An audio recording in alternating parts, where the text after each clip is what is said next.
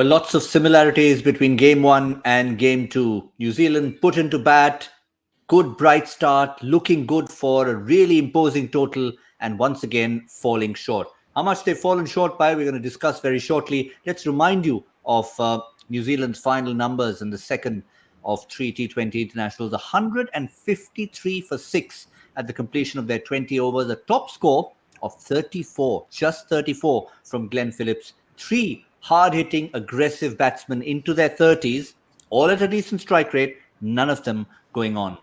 Very, very good debut for Harshal Patel, 2 for 25 in his completed 4 overs. Welcome to Cricbuzz Live, where when we have our preview to this game, we generally do a little score prediction. And just to put things in context, in the first game, Ajay Jadeja had a score which New Zealand should have got to and were on course for. Dinesh Karthik had a score which New Zealand, well, he got it right, but you'd have to say New Zealand got it wrong yet again. DK, spot on for your prediction, but New Zealand won't be happy. Oh, definitely not. I think they'd have been happy with what Ajay Bha's score was. 183 was what they should have been expecting. They're about 20 runs short, easy on this wicket. The good thing about this game, which I really enjoyed, was the fact that Dew was there even from ball one. So it's going to even out. It's not going to be in favor of just the team bowling first. It's obviously definitely in favor for both the teams. And they started with the right intent. They played some good shots, but completely lost their way in the middle. And you can see we've been discussing about the fact that New Zealand lacks a strong middle order, and it was very evident today. And, our spinners were brilliant again, and very, very happy for Harshal Patel as well, who, has had a brilliant start to his career. We'll talk about the individuals in a moment, Ajay, but what do you think went wrong? Because at the halfway point, they were still very much on course for your 183. New Zealand would have wanted about that much. I mean, how much was it the quality of India's bowlers, and how much was it the inexperience of that middle and lower half of the batting? When we came for that combox, the curse almost worked. They dropped a catch there as well. So at that stage, I personally thought they'd probably get much more than this. Combination of all. I mean, you got to give credit to Indian bowlers, first of all. And I think spinners, it also asks a question that, when it is all wet and dew and no pressure, the spinners can bowl. That's what we saw today. We saw Harshal Patel miss a couple of his slow ones, but he could still execute it after that, come back, because there's no pressure. So I think the dew plays a role. And what it showed us is that, when the pressure is on the bowler and the dew is there, that's a different story. One was that. The other thing from observing why this has happened, you try and look at it. Every time I saw that ball on that screen, I've never seen a ball so roughed up so soon. I mean, 15th over, 18th over, and the color had gone. So could be that the case, but with the dew, the ball should actually just come on.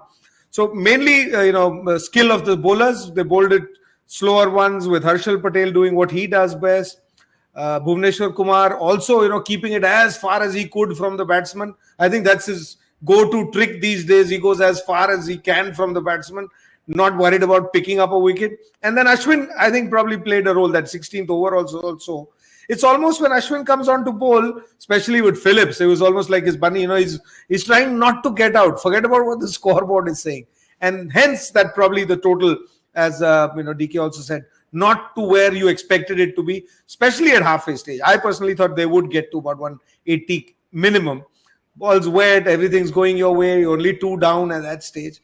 So a mix of all. But all credit to Indian, spinners especially. And a question to be asked to all the young boys. Yes, you can bowl with the wet ball. The guys showed us today. Yes, there will be a couple of balls that will slip. But if you don't have pressure, then we've seen we can bowl with a wet ball. We'll have to see how teams react when the ball gets wet and the pressure's on. Well, Ashwin, of course, doing what Ashwin does. But you'd have to look. I mean, if you look in isolation, DK, at Bhuvi's figures, you'll say, okay, maybe not his best outing, but you'll have to give him full credit. First 3 overs, went for a few, came back, excellent last over, wicket, just a couple of runs. And again, that showed his experience. That's where they were really strangled when they should have been breaking free. I always believe in this, even when I was captain of KKR, it's not every bowler is going to get hit, but the good ones react well. And I think Bhuvneshwar is a great example of somebody who's reacted well. And that's what I liked about Harshal Patel as well. He got hit for a 6th, the no ball, a second ball, but then he finished that over as a 9-run over, got a wicket as well. So when somebody has that courage, then it's good to see. And Bhuvneshwar Kumar again showing his class. When the ball swings, he's again going to be very, very good very impressive. When the ball doesn't swing, his ability to bowl the cutters at the back end of the game is very nice. The good thing about this game, in the last 3 overs, they didn't hit one boundary. In the last 3 overs, when India batted last game, we weren't able to hit one boundary either. So it's very interesting to see both the teams bowling well at the death, whereas getting hit up front. So, some similarities there, but have to give a lot of credit to the way the bowlers have come back. I think they'll take 153 any day of the week. They certainly will, anytime. But at one stage, when the likes of Darryl Mitchell were going, even Glenn Phillips finally got going. But the man who looked the most threatening, Ajay, would have to be the man who's now on top of the tree for world cricket. T20 international top run getter, Martin Guptill. We talked briefly on Cricbuzz Combox, but I think now that all three of us are here, worth just a little mention on Martin Guptill. Yeah, I mean, congratulations to get to the top. Numbers do tell you always a story. Those are facts. He's got the highest number of runs and overtaken Virat Kohli. And I look at him. He's probably a player who's done well most places around the world, except subcontinent or especially against India. So Indian fans have not had the flavor of Martin Guptill. But ask the guys in Australia and New Zealand. He's somebody who's been as destructive as you saw him in the first 3-4 overs today. But the difference is he carries on and, probably gets bigger scores. Spin is something that he probably doesn't play as well. But, 20 runs difference in average. That's what I said. The reason why Virat Kohli is number one in the world, not because of numbers, is that the average score that they get in every time. Total number, he's probably surpassed. But the average still shows you Virat Kohli's 20 runs more every innings than Martin Guptill. So, congratulations to Martin Guptill. But there's always been a gap, one of those gulfs. We see a few players around the world, DK.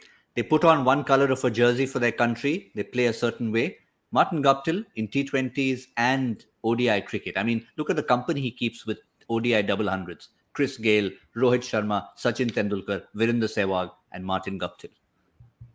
He's a very good player. There's no doubt about it. I think, when you wear the New Zealand colours, the pressures that come along with it is very different. Whereas when you play for IPL or franchisee, it's completely different kettle of fish. You're battling, your battles are very, very different. The kind of pressures that you face, there are only 4 foreigners, so your chances to fail are very less. And at the drop of a hat, they'll replace you with another player who they feel is better for the moment. Whereas with New Zealand, irrespective of the failures, they're going to keep backing you, and that gives you a lot more confidence to, take on those big risks. Today was one of those days where we saw the old Guptill. Generally, he bats this way. He takes on the power play and gets as much as he can. Whereas the last game, we saw somebody trying to play the senior player role, took his time in the start and then, made it count once he got set. So these are two different Guptills. It's obviously good to have versatility, and Guptill is somebody who's grown in stature, and they've backed him a lot over a period of time, and it's good to see him repay the faith back for New Zealand. Now, it's not a big total, Ajay. It's not huge. It's 10 runs less than even if it was last time around in Jaipur. And yet, as DK reminded us, India will remember that run chase just became a little interesting at the end in Jaipur. No boundaries in the last 3 overs until the very end. Today, will they play differently, keeping that in mind? I mean, not because they have an appointment, but because just they'll know that the first 6-7 overs is when you need to capitalize. I'm not too sure. You probably will see a slower start compared to the last game. We had a start of 60 in the first 6 from Rahul and Rohit Sharma.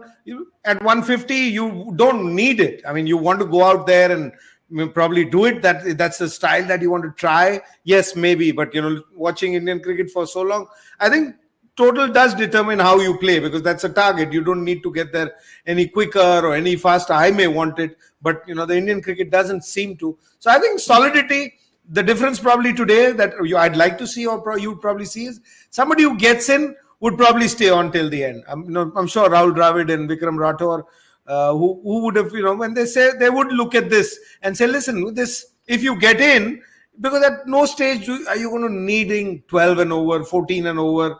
You might, you never know what happens in the game, but just looking at the game, I don't think those are the possibilities. So you would expect them to be much calmer and just see your side through. The trouble is going to be because when there is dew, or the dew is not the same on the pitch, but it does seem first 2-3 overs. And I always say, first 2-3 overs, no matter what kind of wicket, something goes wrong there, then this total will also probably get a little tough. But sitting here, I think it shouldn't be a problem. And I don't see them going all out blazing. But DK, final word from you. Today's been a day of deja vu. We saw what happened with Deepak Chahar and Martin Guptill. We saw what happened with New Zealand almost looking at 180, finishing with under 160. But the first ball of the innings also from India, outside edge, slight outswing, goes for 4. Same happens in this innings. Do you also see a little bit of a Guptill Mitchell approach from India, or maybe a little bit more reserved? No, I do think they'll just bat exactly the way they batted. I think they batted beautifully. Yes, they did play some shots which could be called reckless, which I don't. But I do think this game will get over anywhere between 16th or 17th over because it's way under par. And if they get hold of the spinners, obviously it could finish slightly early as well. So I'm pretty confident that in bilaterals the pressures are different, and our Indian team will come all guns blazing again and take us off to a solid start. And if not as well, Surya, the way he's batting, I do think this total will be wrapped up pretty quickly, but we still have the com box. That's for sure. It's not going to get over that early, but it will be a pretty early finish for us. Yeah, TK is now starting to get used to the culture of Cricbuzz Live. When you're chasing, you start looking at the possibilities of avoiding a Cricbuzz com box. How quickly can the chasing side do us a favor?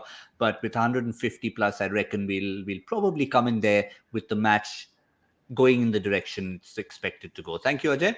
Thank you, DK. We'll see all of you on. I thought maybe you guys just carry on from Combox and it'll be over, and I'll come and join you, and we'll finish the show. Yeah, we'll set a trend. It could be that, yeah. Like there used to be Cricbuzz Combox curse, which is not working these days. Maybe we'll have to set a new trend. Start with Combox, finish with the post show, and let totals be chased down quickly. What's going to happen? Well, we're going to promise you to see you in the 10th over. That's all from Cricbuzz Live.